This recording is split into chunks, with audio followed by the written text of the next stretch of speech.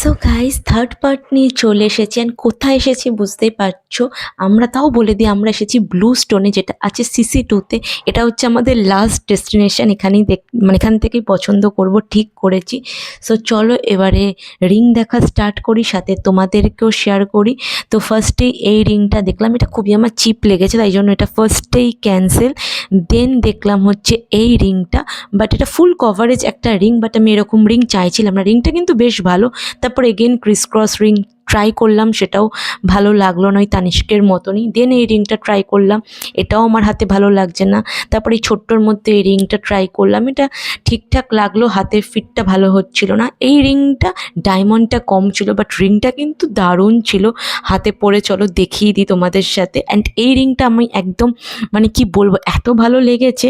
কিন্তু ওই size issue, যে কটা আমার সব মানে আমার 11 বা 10 সাইজ হলেই হয়ে যায়, কিন্তু একটাও 10-11 সাইজ ছিল না, 10-13 এরকম কিছু সাইজ ছিল। এই রিংটাও দেখছিলাম বেশ ভালো। সো এই রিংটা ভেবেছিলাম নেব, কিন্তু এই সাইজ ইস্যু, ওরকমই বললো টাইম দিতে 7 ডেজের মতন। যদি আমি টাইম দিই তো ওরা এনে দেবে। ও এটা ছিল হোয়াইট গোল্ডের মতন। তারপর একটা কার্ড দিয়ে দিল। এখন আমরা বাড়ি যাচ্ছি, কোনটা নেবো লাস্ট